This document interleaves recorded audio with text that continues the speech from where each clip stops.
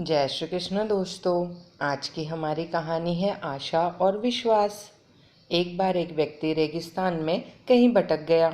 उसके पास खाने पीने की जो थोड़ी बहुत चीज़ें थी वो जल्दी ही खत्म हो गई और पिछले 2 दिनों से वह पानी की एक एक बूंद के लिए तरस रहा था। वह मन ही मन जान चुका था कि अगले कुछ घंटों में अगर उसे कहीं से पानी नहीं मिला तो उसकी मौत निश्चित है।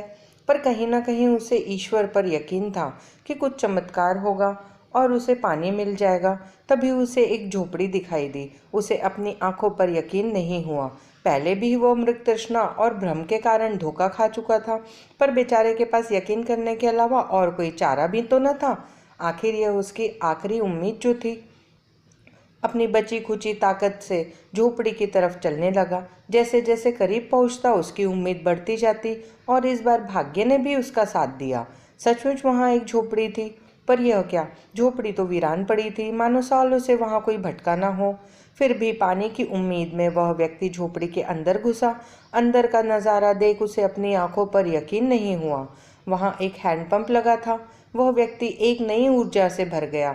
पानी की एक एक बूंद के लिए तरसता। वह तेजी से हैंडपंप को चलाने लगा, लेकिन हैंडपंप तो कब का सूख चुका था। वह व्यक्ति निराश हो गया।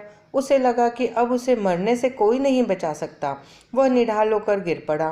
तभी उसे झोपड़ी की छत से बंधी पानी से भरी एक बोतल दिखाई दी। वह किसी तरह उसकी तरफ लपका और उसे खोलकर पीने ही वाला था कि तभी उसे बोतल से चिपका एक कागज़ दिखा। उस पर लिखा था, इस पानी का प्रयोग हैंडपंप चलाने के लिए करो और वापस बोतल भरकर रखना ना भूलना। यह एक अजीब स्थिति थी।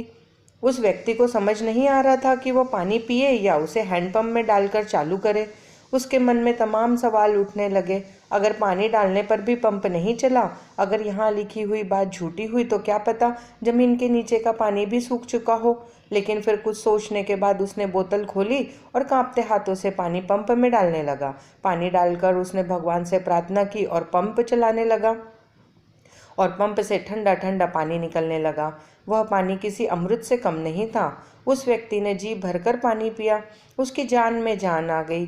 दिमाग काम करने लगा। उसने बोतल में फिर से पानी भर दिया और उसे छत से बांध दिया।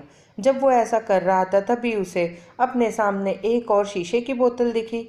खोला तो उसमें एक पेंसिल और एक नक्शा पड़ा हुआ था, जिससे रेगिस्तान से निकलने का रास्ता था। उस व्यक्ति ने रास्ता याद कर लिया और नक्शे वाली बोतल को वापस वहीं रख दिया। इसके बाद उसने अपनी बोतल में जो पहले से ही उसके पास थी उसमें पानी भरकर वहां से जाने लगा।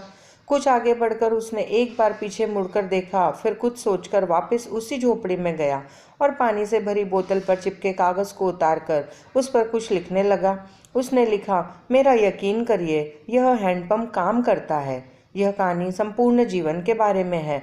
यह हमें सिखाती है कि बुरी से बुरी स्थिति में भी अपनी उम्मीद नहीं छोड़नी चाहिए। और इस कहानी से यह शिक्षा भी मिलती है कि कुछ बहुत बड़ा पाने से पहले हमें अपनी ओर से भी कुछ देना होता है।